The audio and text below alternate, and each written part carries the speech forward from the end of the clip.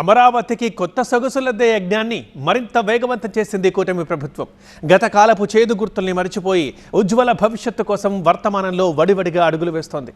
గడువు పెట్టుకొని మరీ కలల సౌధాన్ని కళ్ల ముందు సాక్షాత్కరింపజేసుకునేందుకు ఉరుకులు పరుగులు మొదలైపోయాయి. అలాగే అమరావతిని ఐకాన్గా నిలిపేందుకు పర్యావరణ హితమైన కార్యక్రమాలపైన ఫోకస్ పెట్టింది. జంగిల్ క్లియరెన్స్ వ్యర్థాలని తొలగించేందుకు ఆధునిక పద్ధతుల్ని వినియోగిస్తోంది.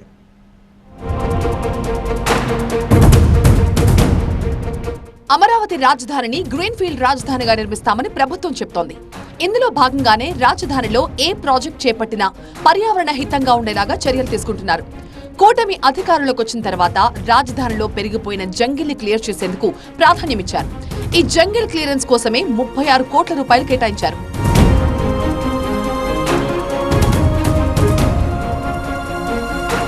జంగిల్ క్లియరెన్స్ పనులు చేపట్టిన కంపెనీ పిచ్చి, కంప చెట్లు తొలగించాయి.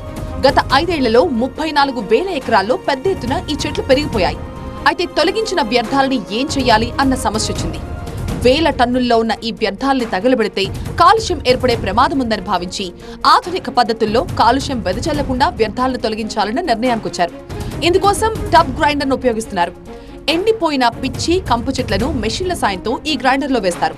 ఈ టబ్ గ్రైండర్ వాటిని పిండిగా మారుస్తుంది. 34,000 ఎకరాల్లో ఉన్న ఈ జంగిల్ క్లియరెన్స్ కోసం 36 కోట్ల రూపాయలను కూడా కేటాయించింది. దాదాపు నెల రోజులకు పైగా కూడా మెషిన్ల ద్వారా ఈ మొత్తం చెట్లన్నిటిని కూడా తీసివేసి జంగిల్ అయితే క్లియరెన్స్ చేశారు. అయితే వచ్చిన వ్యర్థాలను అంటే తొలగించిన ఈ చెట్లన్నిటిని ఏం చేయాలన్న సమస్య అయితే ప్రభుత్వం ముందుకు వచ్చింది. ఈ క్రమంలోనే వీటన్నిటిని కనుక తగలబెడితే చాలా పెద్ద ఎత్తున పొల్యూషన్ వెదజల్లే అవకాశం ఉంది. పొల్యూషన్ తలెత్తే అవకాశం ఉన్న నేపథ్యంలో అదేవిధంగా పొగ కూడా ఈ 34,000 ఎకరాల్లో మొత్తం కూడా చెత్తను తగలబెట్టినట్టయితే చాలా ఇబ్బందికరమైన సమస్యలు తలెత్తే అవకాశం ఉన్న నేపథ్యంలోనే ప్రభుత్వం సరికొత్తగా ఆలోచించి ప్రస్తుతం మనం ఒక ఏదైతే టబ్ గ్రైండర్ అంటారో ఈ టబ్ గ్రైండర్ని అయితే తీసుకొచ్చారు. ప్రస్తుతం ఈ టబ్ గ్రైండర్ ద్వారా ఏదైతే జంగిల్ క్లియరెన్స్ చేయడం ద్వారా వచ్చిన పిచ్చి చెట్లు కావచ్చు, కంప కావచ్చు, అదేవిధంగా ఇతర వ్యర్థాలు కావచ్చు, వీటన్నిటినీ కూడా ఏ విధంగా ఈ టబ్ గ్రైండర్లో వేసి దాని మొత్తాన్ని కూడా పొడి చేస్తున్నారో చూస్తూ ఉన్నాం. దాదాపుగా 4-5 రోజుల నుంచి కూడా ఈ టబ్ గ్రైండర్ ఇక్కడ పనిచేస్తూ ఉంది. విపరీతంగా వ్యర్థాలు అయితే ఇక్కడ పోగుపడ్డాయి. వీటన్నిటినీ కూడా కాలుష్యం లేకుండా తొలగించాలన్న ఉద్దేశంతోనే ప్రభుత్వం ఈ టబ్ గ్రైండర్కి వీటన్నిటిని కూడా పొడి చేసే పనిని అప్పగించినట్లుగా తెలుస్తుంది. ప్రస్తుతానికైతే ఒక గ్రైండర్ ద్వారా ఈ పని జరుగుతూ ఉంది. అదేవిధంగా ఈ 34,000 ఎకరాల్లో ఈ మొత్తం వచ్చిన చెత్తనంతని కూడా ఈ విధంగా ఈ గ్రైండర్లో వేసి దాన్ని పూర్తిగా ఈ విధంగా పొడి చేస్తారు. అయితే ఇక్కడికి వచ్చిన టెక్నీషియన్స్ ఇతర ప్రాంతాల నుంచి, ఇతర రాష్ట్రాల నుంచి వచ్చి పూర్తిగా ప్రతిరోజు ఈ విధంగా ఈ టబ్ గ్రైండర్ ద్వారా ఆ వేస్ట్ అంతటిని కూడా మొత్తం కూడా పిండిలా చేస్తున్న పరిస్థితిని మనం చూస్తూ ఉన్నాం. మిషన్ ఇది దాదాపుగా ప్రతిరోజు వర్క్ చేయాలంటే 70 లీటర్ల డీజిల్ అవసరం అవుతుందని చెప్పి ఇక్కడున్న టెక్నీషియన్స్ అయితే చెప్తా ఉన్నారు. ప్రతిరోజు 100 టన్నుల వ్యర్థాలను ఇలా పొడిగా చేస్తున్నట్లుగా టబ్ గ్రైండర్ నిర్వాహకులు చెప్తున్నారు.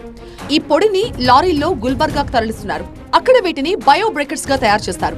ఆ తర్వాత వీటిని ఫార్మా, సిమెంట్ తయారీ కంపెనీలో బాయిలర్స్ లో వాడేందుకు విక్రయిస్తారు. సో దీన్ని ఇక్కడ ఏం చేస్తున్నామంటే ఆ గ్రైండర్లో మనం ఈ డ్రై మెటీరియల్ అంతా దాంట్లో వేసి మనం ఇట్లా సన్నగా చిప్పింగ్ లాగా కొట్టేసుకుంటామండి. ఈ చిప్పింగ్ లాగా కొట్టుకున్నప్పుడు దీని కెలరిఫిక్ వాల్యూ చాలా హైగా ఉంటుంది. ఇది తుమ్మ చెట్లు కదండి, ముళ్ళ తుమ్మ ఇది. సో దీన్ని చాలా హెవీగా ఉంటుంది కెలరిఫిక్ వాల్యూ. మేము ఇది తీసుకెళ్ళి మేము బయోమాస్ బ్రికెట్స్ అని తయారు చేస్తాం. బయోమాస్ బ్రికెట్స్ వచ్చేసి వీటిని బాగా కంప్రెస్ చేసి ఆ కంప్రెస్ చేసిన తర్వాత వాటిని బ్యాగ్స్లో ప్యాక్ చేసి డిఫరెంట్ టైప్స్ ఆఫ్ ఇండస్ట్రీస్కి లైక్ డైరీ సెక్టార్లో కానీ, బెవరేజ్ సెక్టార్లో కానీ, ఆర్ఎల్స్ ఫార్మా, కెమికల్ ఇండస్ట్రీ, వీళ్ళందరికీ కూడా మేము మెటీరియల్ సప్లై చేస్తూ ఉంటాం. దాని మూలన ఏమవుతుందంటే మన కార్బన్ ద్వారా వచ్చే ఎమిషన్ కార్బన్ ఎమిషన్ ఏదైతే ఉందో అది చాలా వరకు తగ్గి ఇదే రీప్రొడ్యూసిబుల్ మెటీరియల్ మనం అగ్రి వేస్ట్, బయో వేస్ట్ వీటితో చేస్తామన్నమాట. సో ఇవి ఎన్విరాన్మెంటల్ ఫ్రెండ్లీ. వీటి మూలన కార్బన్ ఎక్కువ రిలీజ్ అవ్వదు. సో దీని మూలన మనం ఎన్విరాన్మెంట్కి బాగా ఫ్రెండ్లీగా ఉంటాము. మనం కోల్ యొక్క యూసేజ్ని బాగా కంట్రోల్లో పెడతాము. ఈ 34,000 ఎకరాల్లో ఉన్న వ్యర్థాలని పూర్తిగా తొలగించడానికి 3 నెలల సమయం పట్టే అవకాశం ఉంది. అందుకే టబ్ గ్రైండర్ల సంఖ్య పెంచి పనుల్లో కూడా వేగం పెంచబోతున్నారు. ఈ 34,000 ఎకరాల్లో పూర్తిగా దీన్ని క్లియర్ చేయాలంటే చాలా రోజులు పట్టే అవకాశం కనిపిస్తుంది. అయితే ప్రస్తుతం ఒక మెషిన్తో పనిచేస్తున్నారు.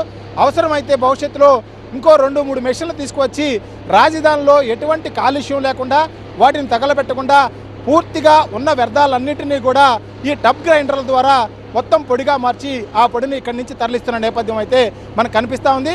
ప్రభుత్వం ఏదైతే చెప్తుందో దానికి అనుగుణంగానే ఏ ప్రాజెక్టు చేపట్టినా, ఇక్కడ ఏ నిర్మాణం చేపట్టినా కూడా అది మొత్తం కూడా పర్యావరణ హితంగా ఉండేలానే నిర్ణయాలు తీసుకుంటుంది.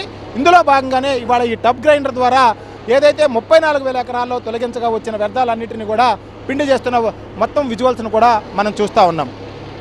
కెమెరామెన్ నాగరాజుతో నాగరాజు, TV9, అమరావతి రాజధాని.